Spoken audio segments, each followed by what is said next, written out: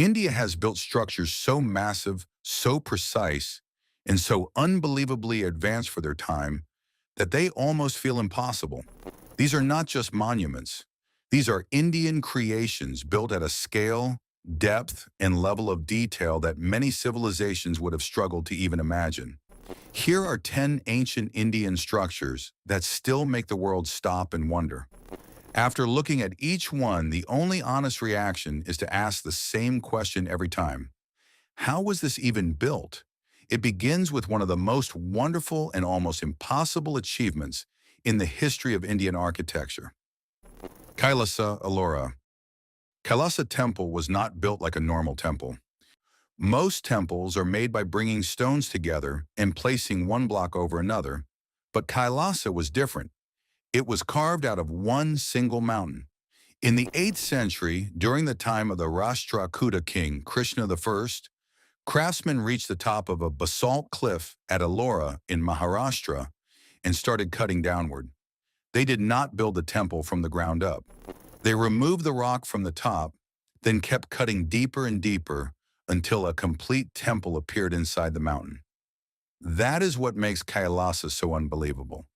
The workers are believed to have removed a huge amount of rock, possibly around 200,000 tons or more, and they did it by hand with hammers and iron chisels. Now imagine the difficulty of that. When you build something with blocks, you can make changes. If one stone is wrong, you can replace it. But when you carve a temple from a mountain, there is no second chance. If you cut too deep, you cannot put the rock back. One major mistake could damage the whole temple forever. So before the first cut was made, the architects had to know exactly what they were creating. They had to imagine the full temple in advance. The pillars, the rooms, the stairs, the courtyard, the sculptures, the drainage, and the shrine.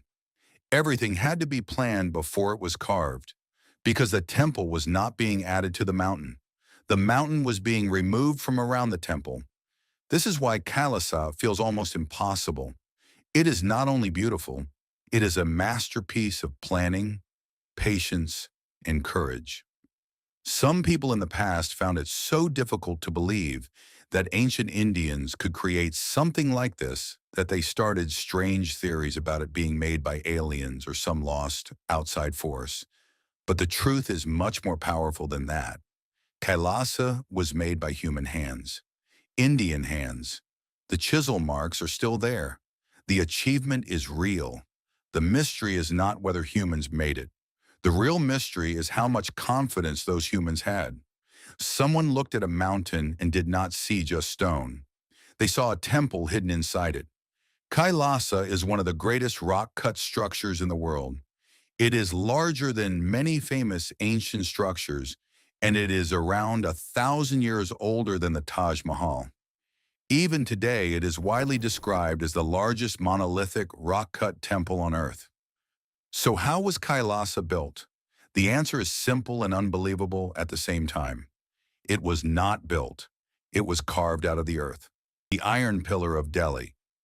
In Delhi stands a column of iron about 7 meters tall, weighing roughly 6 tons.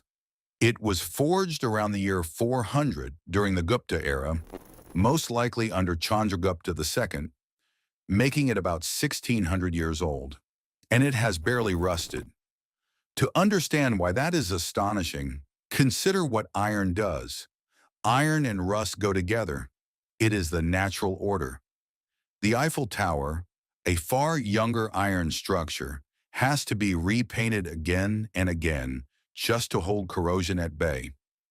The Delhi Pillar has stood in the open air through 16 centuries of monsoon, heat, and now pollution, with almost no protection and almost no rust.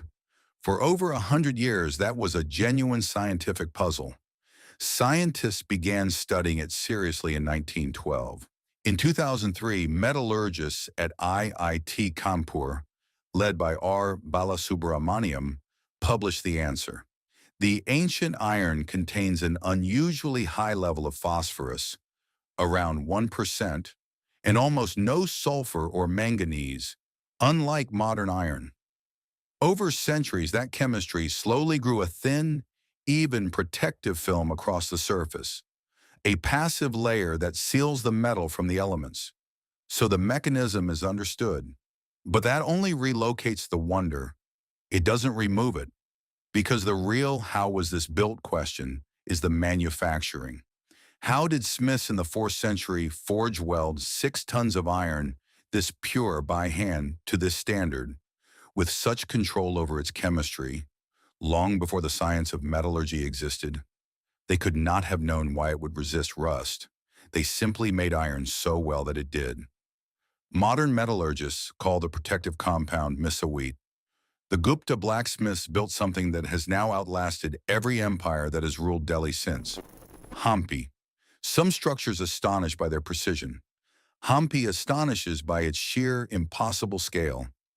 Hampi in present-day Karnataka was once the capital of the Vijayanagara Empire, one of the most powerful Hindu empires of medieval India.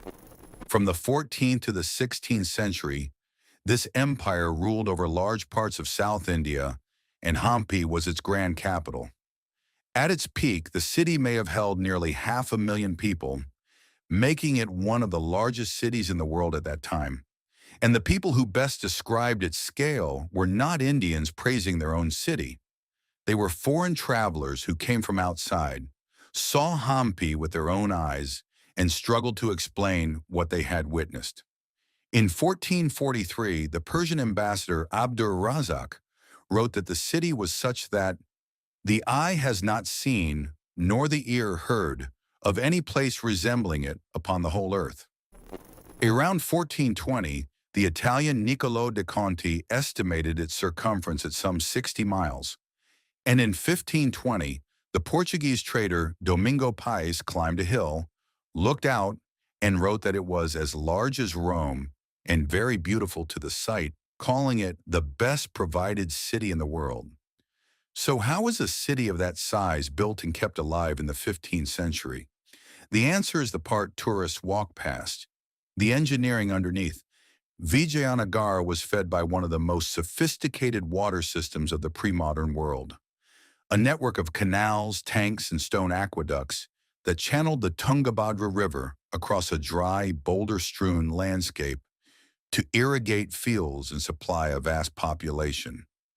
The same hands that carved the famous stone chariot also solved the unglamorous problem of moving water at the scale of a metropolis. Then in 1565, after a catastrophic military defeat, the great city was sacked and abandoned. What survives, over 1,600 monuments scattered across some 25 square kilometers of rock and ruin, is only the skeleton, but it is enough. Walk it today, and the question is unavoidable. Not just how they carved the temples, but how an empire built and ran a city this size, here, 500 years ago. The witnesses gave the only honest verdict: the eye had not seen its like. 4. Ajanta. In a remote horseshoe-shaped gorge in Maharashtra, above the bend of the Wagora River, 30 caves are cut into a sheer basalt cliff. They are Buddhist monasteries and prayer halls, carved in 2 great phases, the earliest around the 2nd century BCE, the finest around the 5th century CE, under the Vakataka Emperor Harishena. There are 2 separate "how was this built" questions here, and both are remarkable. The first is the carving. These are not natural caves.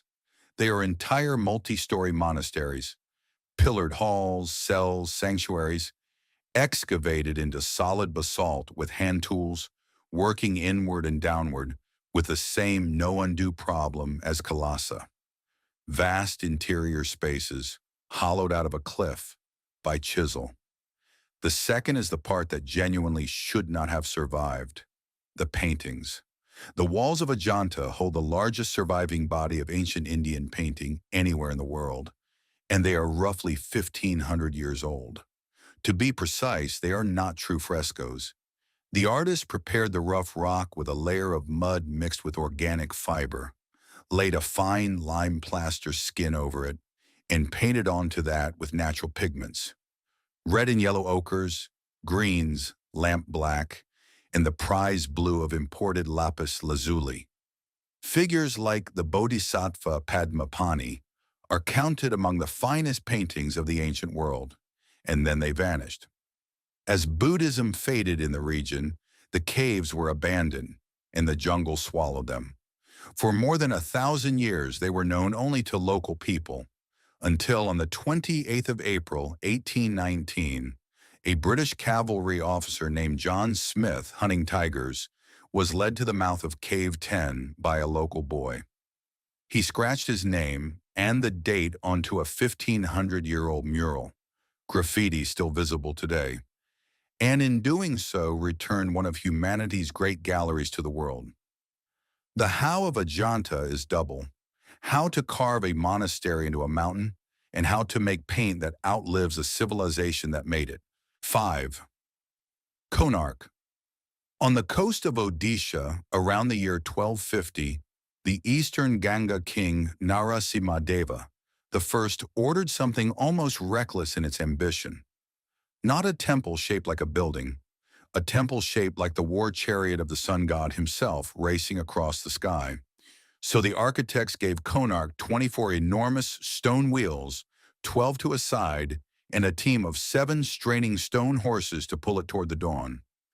At sunrise over the Bay of Bengal, the whole chariot appears to climb out of the sea, carrying the light. That alone would be a marvel. But the wheels are not decoration. Each wheel is a working sundial. The spokes in the projecting hub cast shadows across carved markings that divide the day, and read correctly, a Konark wheel still tells the time, to within minutes, 8 centuries after it was cut. It is a clock hidden inside a sculpture, on a temple built to worship the very sun that powers it. There are genuine mysteries here, and it is worth separating them from the myths. The real one: European sailors crossing the Bay of Bengal, navigated by Konark's dark tower, which they named the Black Pagoda.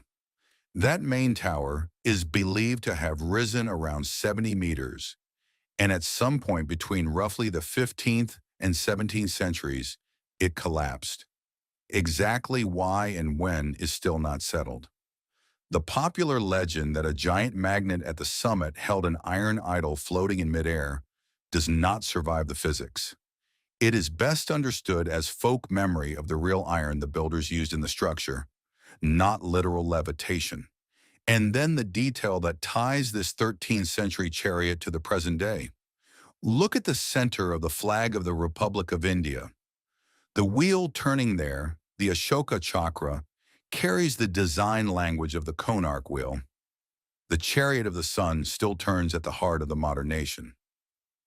6. Jantar Mantar, Jaipur. In the early 18th century, the Rajput king Sawai Jai Singh II, astronomer, mathematician, and founder of Jaipur, noticed that the astronomical tables of his day did not match what he actually saw in the sky. His solution was not a better telescope, it was scale. He reasoned that an instrument built large enough, in stone, could be read more finely than any small brass device. So he built 5 observatories across North India, and the grandest, completed in 1734, is the one at Jaipur. 19 giant masonry instruments, each a different tool for measuring the heavens with the naked eye. The centerpiece is the Samrat Yantra, the supreme instrument. It is a sundial, but a sundial 27 meters tall, a colossal triangular gnomon whose edge is angled at exactly 27 degrees, the latitude of Jaipur, so that it points at the celestial pole. Its shadow sweeps across curved marble scales, and it is built to read local time to an accuracy of about 2 seconds. The shadow moves visibly, roughly a hand's breadth every minute. A modern note, in fairness: the blurred edge of the sun's shadow means that 2-second precision is more theoretical than practical. And Jai Singh himself, for all his brilliance, still held to the older belief that the sun moved around the earth. But that does not diminish the achievement. He built scientific instruments the size of buildings, with such care that some of them are still used. On the full moon night of Guru Purnima, scholars still read the great sundial to help forecast the coming of the monsoon. How was it built? Someone decided that the way to measure the sky more accurately was to make the instruments enormous, carve them from stone and marble, and get the geometry exactly right. And then they did. 7. Rani Ki Vav. Most architecture reaches for the sky. In the 11th century in Patan, Gujarat, a queen built a masterpiece in the opposite direction, downward into the earth. Her name was Udayamati of the Solanki dynasty, and around 1063 she commissioned a stepwell in memory of her late husband, King Bhima I. A stepwell, a vav, was a deeply practical thing in arid Gujarat, a way to reach groundwater by descending flights of steps, and a cool, shaded refuge from the heat. But Udayamati did not build a merely practical well. She built what UNESCO would later call the most developed and ornate example of the form in all of India, and she built it as an inverted temple. That is the genius of the design. The structure descends 7 stories below ground level, and as it goes deeper, it becomes more sacred and more elaborate, not less. Galleries and pavilions on more than 200 pillars, carrying over 500 major sculptures and 1,000 smaller ones. A complete cosmos of gods, goddesses, and celestial beings carved into the walls, intensifying toward the water at the bottom. It is roughly 65 meters long and nearly 30 meters deep. To descend it is to walk down through an entire temple turned outside in, toward the sanctity of water itself. And then comes the part that makes it a true, how is this even still here story? The nearby Saraswati River flooded, and over the centuries the entire stepwell silted up and vanished underground. For something like 700 years, this colossal inverted temple lay buried and forgotten, with only a couple of stone arches poking above the sand. It was excavated and brought back to the light only in the 20th century. Today, that buried marvel travels through millions of hands every day. Turn over the Indian 100-rupee note, and there it is. A queen's underground temple, hidden for centuries, now printed on the nation's currency. 8. Barabar Caves. Long before Ajanta, before Kailasa, before almost everything else on this list, there are the Barabar Caves in Bihar, the oldest rock-cut caves in India, dating to the 3rd century BCE, the age of the Emperor Ashoka. Inscriptions in ancient Brahmi script on the walls record that he dedicated them to the Ajivikas, an ascetic order that flourished alongside Buddhism and Jainism. The caves themselves are deceptively plain, simple chambers cut into hillsides, but they are cut into granite, one of the hardest stones on earth to work, and their interiors are finished with something that has puzzled people for over 2,000 years. The walls are polished to a mirror. This is the famous Mauryan polish, a glass-smooth, reflective finish so perfect that the granite throws back light in images like dark glass.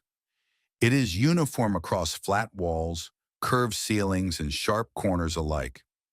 And here's the genuine mystery, the real lost technique of Indian heritage. No one is certain how it was achieved by hand. The finish was never matched by any later builders, not even at Ajanta or Ellora, and the knowledge seems to have died with the Mauryan craftsmen who possessed it.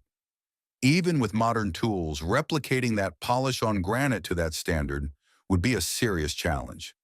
There is more. The polished semicircular chambers act as resonators. Speak inside one, and the sound wraps around the stone and returns as a long, ringing echo. An acoustic effect the Ajivika ascetics likely used for chanting and meditation. The Barabar Caves were so strange and so atmospheric that they later gave the English writer E.M. Forster the haunting central setting of his novel A Passage to India. 2,300 years on, A whisper in a Barabar chamber still travels across the polished stone, and the technique that made those walls shine remains genuinely unexplained. 9. Chand Baori. If Rani Ki Vav is the most ornate stepwell in India, Chand Baori, in the village of Abhaneri in Rajasthan, is the most hypnotic and one of the deepest. It was built around the 8th or 9th century under King Chanda of the Nikumba dynasty, and to stand at its edge and look down is one of the most disorienting visual experiences in all of Indian heritage. 3 of its 4 walls are a single, vast, descending lattice of stairs, roughly 3,500 of them, arranged across 13 stories, plunging some 20 meters to a pool of water at the bottom. The whole thing shaped like an inverted pyramid, a perfect geometric funnel of steps within steps within steps. The symmetry is so precise and the play of light and shadow across it so strong that it looks less like a well than an optical illusion, or an Escher drawing rendered in stone. It is no accident that filmmakers keep using it as the backdrop for impossible spaces, but it was never built to be looked at. It was built to solve a brutal problem. Water in a desert where the groundwater level rises and falls dramatically through the year. The cascade of steps means that no matter how high or low the water sits, there is always a stair that reaches it. And the geometry does something else, almost as clever. At the bottom, in the shade of those 13 stories, the air stays 5 to 6 degrees cooler than at the surface. In the punishing Rajasthan summer, Chand Baori was not only the village's water source, but its refuge, a cool stone sanctuary where the community gathered to escape the heat. How was it built? With a precision of geometry, repeated 3,500 times without error, by people for whom reaching water was a matter of survival, and who decided while they were at it to make survival beautiful. 10. Dholavira. The list ends by going furthest back of all, to a time before temples, before iron pillars, before almost everything else here, to the 3rd millennium BCE and a city on a barren salt island in the Rann of Kutch in Gujarat.